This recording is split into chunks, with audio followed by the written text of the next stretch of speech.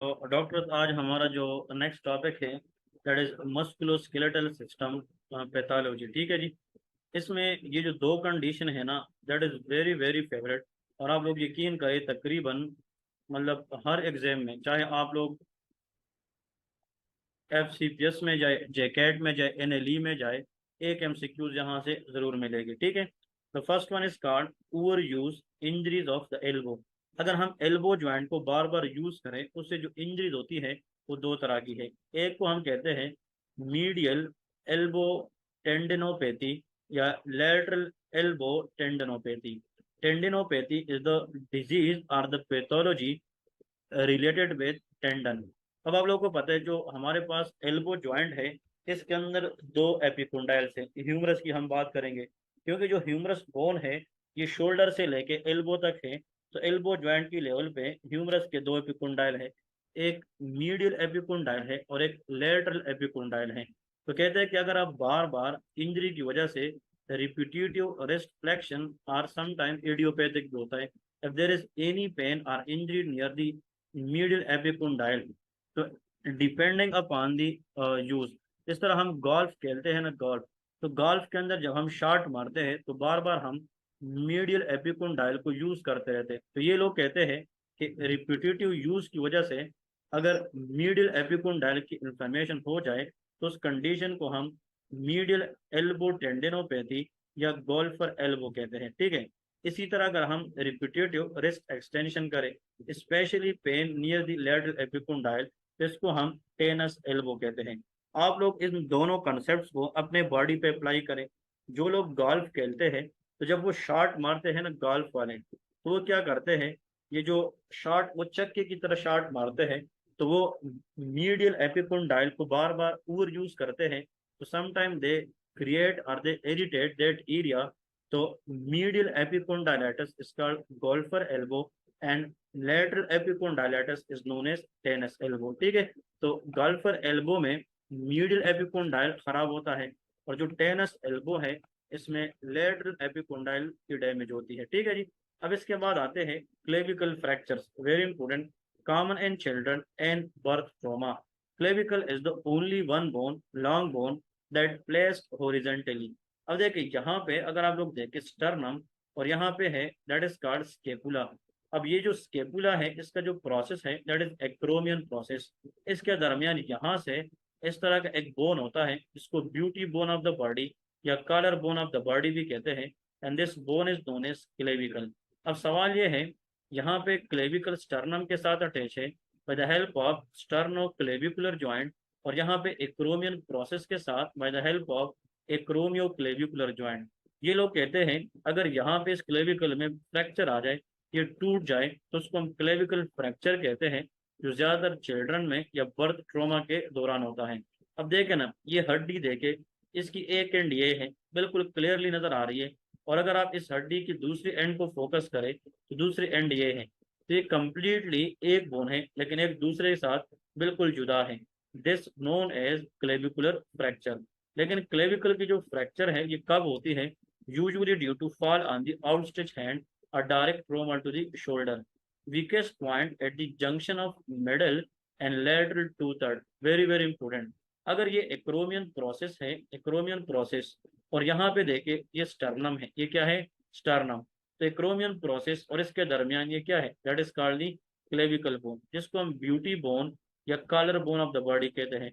ये जो acromion process है that is toward the lateral side.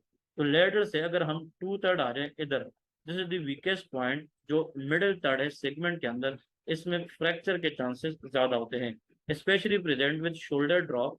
क्योंकि जब आपका क्लेविकल टूट गया तो आप शोल्डर ज्वाइंट को हिला नहीं सकेंगे या आप उसको अप नहीं कर सकेंगे। The patient presented with the shoulder drop, short and clavicle, lateral fragment is depressed due to arm weight, medially rotated by arm adductor, that is pectoralis major.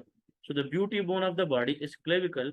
Its fracture is most common in children and during the birth trauma। अगर clavicle fracture हो जाए तो उसको दोबारा ठीक भी होने देगा, और ये पहला बोन है बच्चों के अंदर जो इनिशियली ओसीफाई होता है। ठीक है जी। अब ये जो रेस्ट और हैंड इंजरीज है, जिस तरह मैंने एल्बो इंजरी के बारे में बताया कि जो लोग FCPS या MDMS वाले हैं एक एमसीक्यू जरूर आएगा। तो एक क्वेश्चन जो है वो आप लोगों को यहाँ से भी जरूर आ सकता है। अब आते हैं what is meant by Guyon canal syndrome. अब Guyon canal syndrome mean it is the compression of ulnar nerve at the wrist. For me this is the MCQ. इस तरह के कार्पल टनल जिसको हम सीटीएस कहते हैं, कार्पल टनल सिंड्रोम, इसके अंदर एंट्रैपमेंट या कंप्रेशन मीडियन नर्व की होती है। इसी तरह गायोन कैनाल के अंदर the most common nerve to be damaged, that is called ulnar nerve, classically seen in cyclists due to pressure from the handlebar bar। इस तरह साइकिल लोग चलाते हैं तो मतलब अपनी मुट्ठी को जोर देते हैं, जो हैंडल उसने पकड़ के रखा होता है, तो वहां से इन लोगों के इंजरी चांसेस ज्यादा होते हैं। May be also seen with fracture और dislocation of the hook of hamate. अब असल में ये है कभी कभार फ्रैक्चर हो जाए रिस्ट जॉइंट को, तो मतलब बोन की फ्रैक्चर, डिस्लोकेशन या हिमेड बोन की हुक फ्रैक्चर में भी अल्नर नर्व इंजरी हो सकती है, जिसको हम गायोन कैनाल सिंड्रोम। और ulnar nerve lateral like little finger and ring finger की जो मीडियल हाफ है उनको इनर्वेट करती है। तो जब अल्नर नर्व कंप्रेस होगी, tingling numbness at the medial aspect of the hand with hypothenar eminence atrophy and there will be claw hand deformity. लेकिन for me the classical exam question कि Guyon canal के अंदर which of the following nerve is most commonly injury या compress, that is ulnar nerve. अब आते हैं carpal tunnel, super super important for the exam. That is the entrapment of median nerve in the carpal tunnel. It is the tunnel. It's mean it is the hole between transverse carpal ligament and carpal bones। देखे ना, जो wrist joint है, carpal bone है, इसके ऊपर एक ligament है जिसको ट्रांसवर्स कार्पल लिगामेंट कहते हैं, और नीचे कार्पल बोन है। उसके दरमियान जो टनल बनता है, जो स्पेस, जो सुरंग बनती है, उसको कार्पल टनल कहते हैं, जिसके अंदर नर्व गुजरती है, मीडियन नर्व। उस नर्व की अगर किसी भी वजह से, किसी भी पैथोलॉजी की वजह से कंप्रेशन हो जाए, that will be known as carpal tunnel syndrome. अब सवाल ये है, ये कंप्रेशन होती क्यों है? It is because of oedema, अगर वहां पे लोकल फ्लूइड ज्यादा हो जाए, रूमेटॉइड आर्थराइटिस, हाइपोथायराइडिज्म क्योंकि मिक्स एडीमा होता है, diabetes, acromegaly, very very important, क्योंकि जो एक्रोमेगेली है इसका मतलब ये है आफ्टर द प्यूबर्टी, अगर प्यूबर्टी के बाद acromegaly mean increase growth hormone आ जाए, तो उसमें बोन की जो लेंथ है वो तो बढ़ेगी नहीं, तो weight wise increase in the bone compress the carpal tunnel median nerve which can car carpal tunnel dialysis related amyloidosis and may be associated with repetitive use, like typist के अंदर होता है। Sometime we do everything but we don't know the exact cause, तो sometime carpal tunnel is idiopathic. तो यहाँ पे paraesthesia होगा, pain in the distribution of median nerve. Distribution of median nerve का मतलब 3.5 फिंगर होती है, ठीक है। तेनार मसल एट्रोफी होगी क्योंकि हाइपोतेनार अल्नर के अंदर होती है, thenar median, but sensation spared because palmar cutaneous enter the hand external to carpal tunnel. Very very very important one.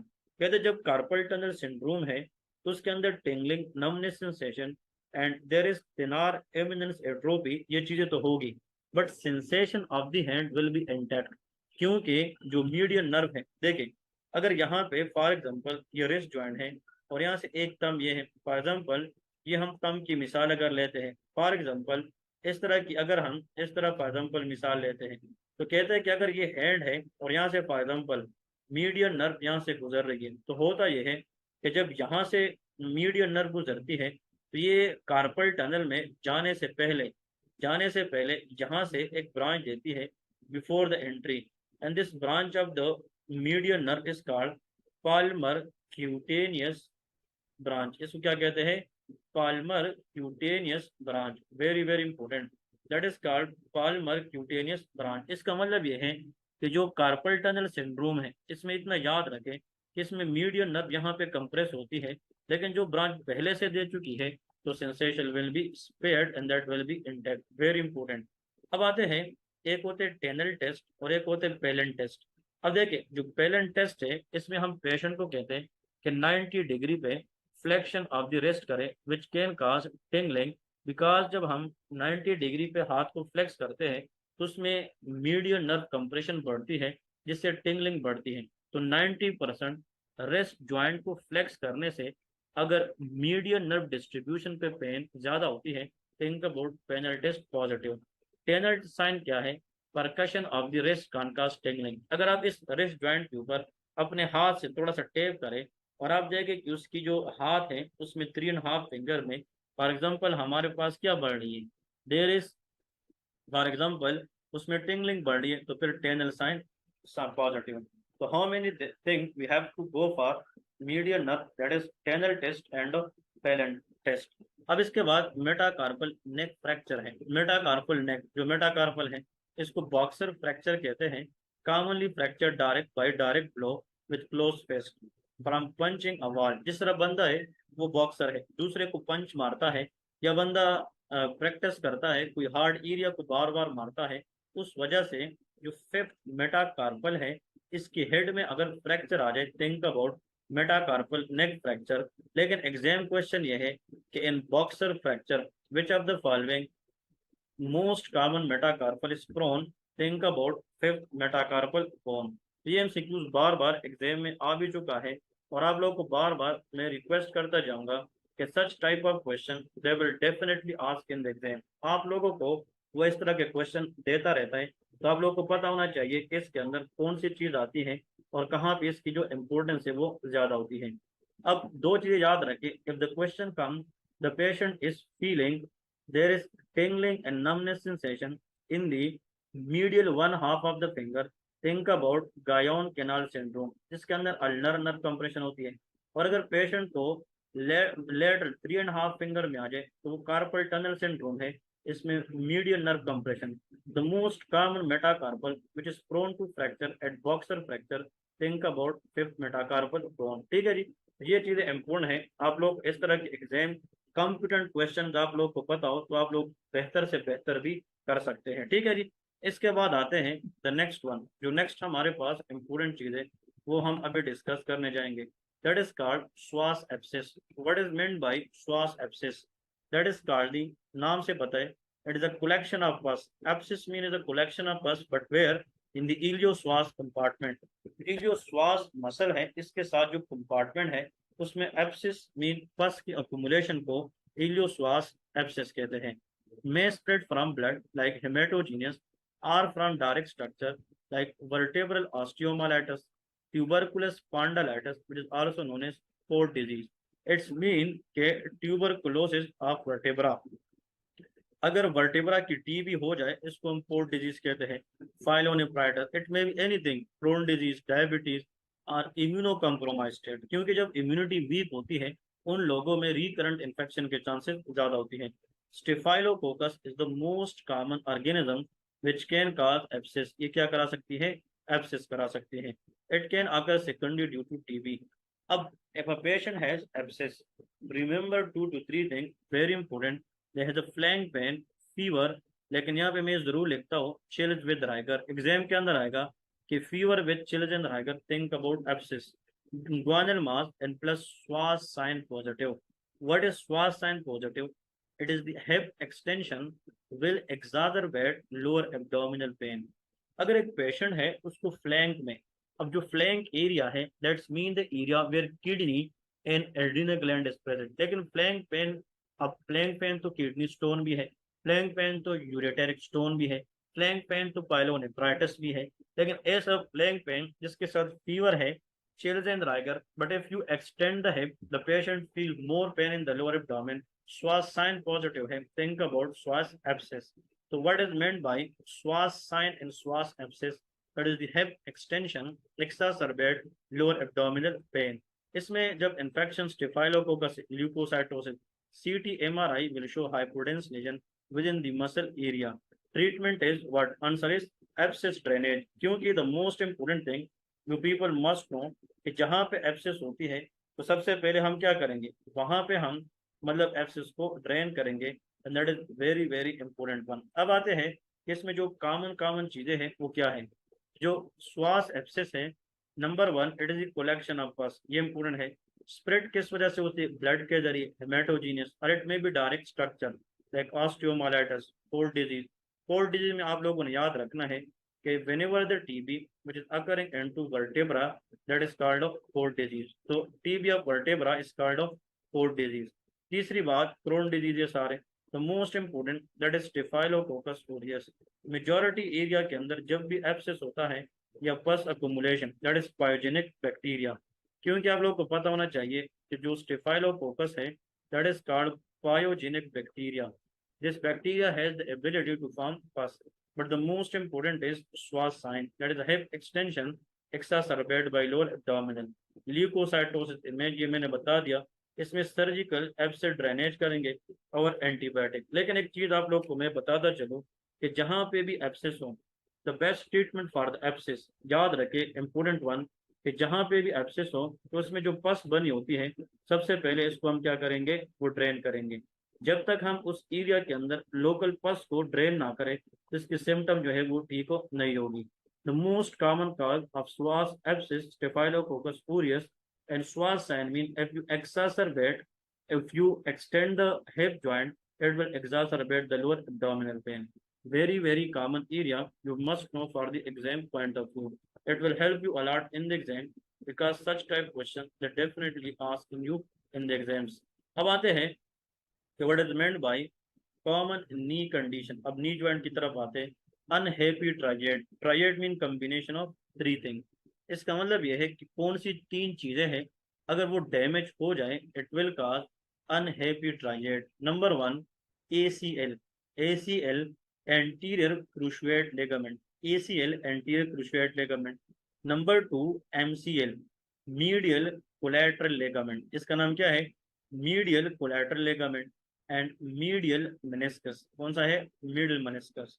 तो a condition characterized by damage to anterior cruciate ligament, medial collateral ligament and medial meniscus. Think about unhappy triad.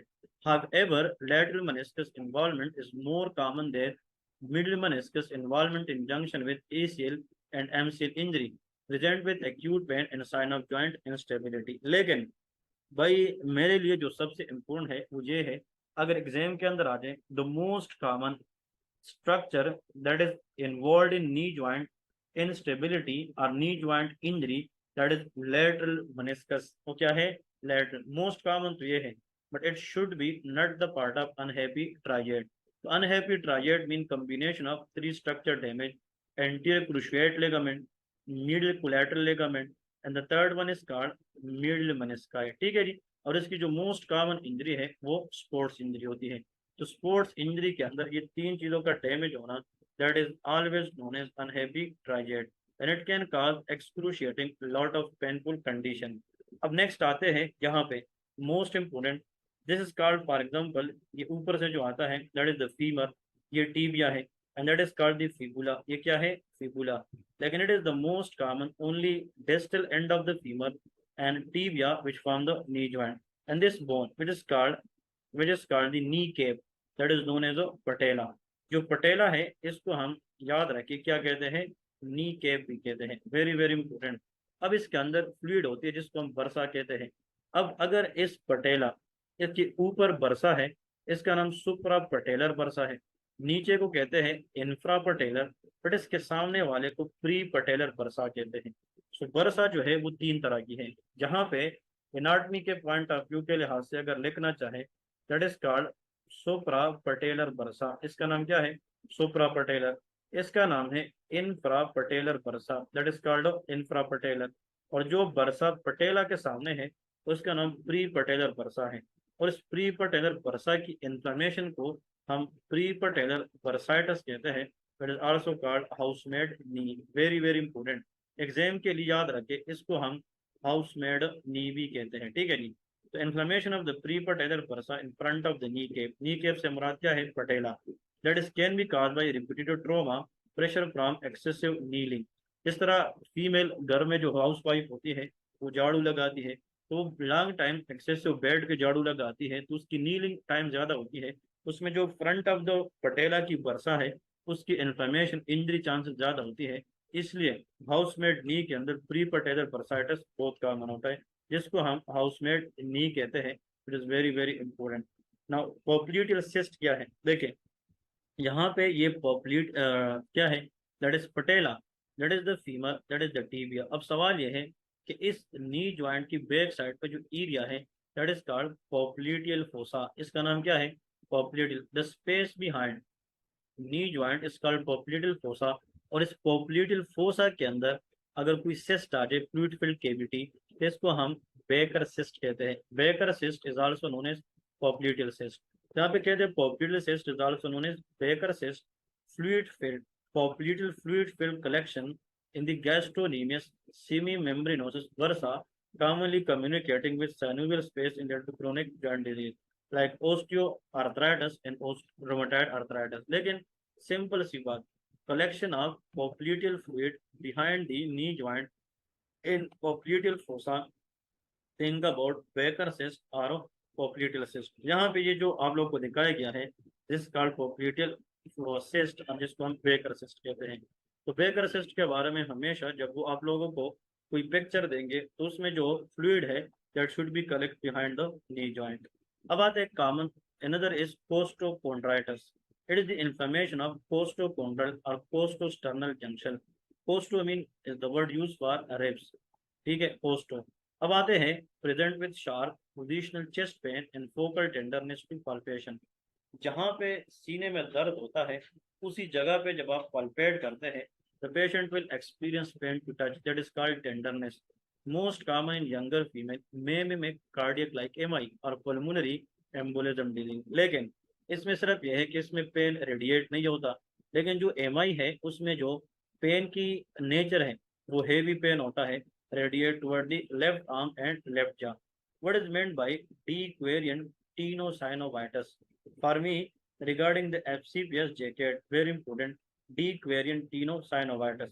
It is the non-inflammatory thickening of the abductor pollicis longus and extensor pollicis brevis tendon। मैं फिर से बता रहा हूँ, कहते it is a non inflammatory thickening. इसमें thickening होती है किस चीज की? मतलब extensor pollicis brevis and abductor pollicis longus. Very very important. Pollicis is the word use for thumb. Thumb की तरफ जो मसल आती है, उनकी जो टेंडन है उनकी थिकनिंग को, अब वो कौन सी मसल की टेंडन की थिकनिंग होती है? Extensor pollicis brevis, abductor pollicis longus. इसको हम क्या कहते हैं? डीक्वेरियन टीनोसाइनोवाइटिस। इसमें क्या होता है? Pain on tenderness at the radial styloid, क्योंकि radial styloid toward the thumb. इसमें एक टेस्ट होता है, इसका नाम है फेंकलिन-स्टेन टेस्ट। फेंकल-स्टीन टेस्ट का मतलब pain at the radial styloid with active और passive stretch of the thumb tendon. कहते अगर आप थंब टेंडन को थोड़ा सा, अगर आप थंब को पकड़े, थोड़ा सा आप पैसिव और एक्टिव मूवमेंट दे दें, the patient will experience pain। Why? Because the muscle tendon becomes thickened and they can cause of inflammation। That is called Frankenstein test। Increase risk in new mother like lifting the baby। जिस तरह new mothers है, trend mother नहीं है, मतलब young edges की mother है जिसकी first babies है, उनको इतना नहीं पता होता, वो बच्चे को लेफ्ट करती है जिससे बच्चे की कोई भी जगह डैमेज हो सकती है, जिससे डीप वेरिएंटिनो साइनोवाइटिस होते हैं। लाइक गोल्फर के अंदर, स्पोर्ट्स प्लेयर में, थंब टेक्सचर के अंदर, ठीक है। सो एग्जाम के अंदर व्हाट इज डीक्वेरियन टीनोसाइनोवाइटिस? हमने एक पढ़ा था थायराइड के अंदर डीक्वेरियन थायरोडाइटिस। वो वायरल इलनेस के बाद अगर थायराइड टेंडरनेस आ जाए, think about de Quervain thyroiditis. But dequarian tenosynovitis is the thickening. It is a non-inflammatory thickening of abductor pollicis longus, extensor pollicis brevis tendon in the thumb। इसमें जो thumb की passive active movement से pen intensity किया जाता है, इसको हम क्या कहते हैं? फ्रैंकलिन-स्टीन टेस्ट कहते हैं। एक है डुपाइट्रिन contraction caused by fibroblast proliferation, thickening of superficial palmar fascia।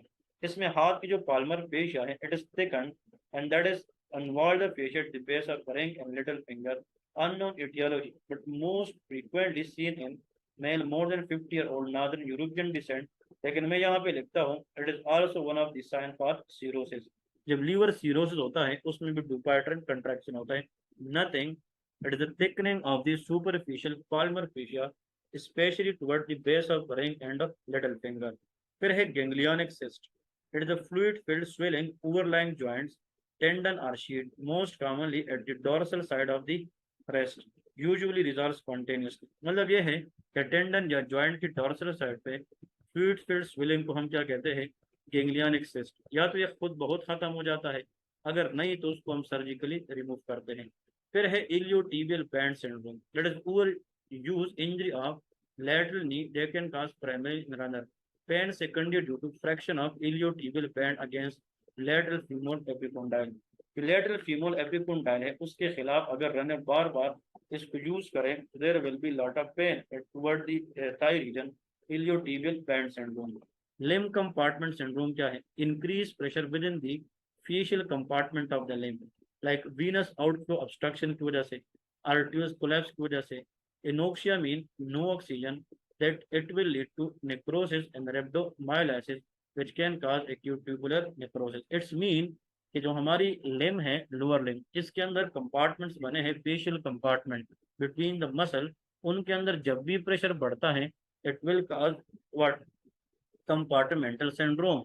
और जब कंपार्टमेंट के अंदर प्रेशर बढ़े, नियर बाई सेल को ब्लड कम मिले, ऑक्सीजन कम मिले, तो वहां पे सेल डेथ होगी, necrosis. Rhabdomyolysis can cause ATM, acute tubular necrosis. Compartmental syndrome होती क्यों है? Long bone fracture, tibia, reperfusion injury, and animal genome present with severe pain, intense swollen compartment with passive stretch of the muscle in the affected compartment, increased serum creatine kinase and motor deficit are delayed sign are irreversible or self injury।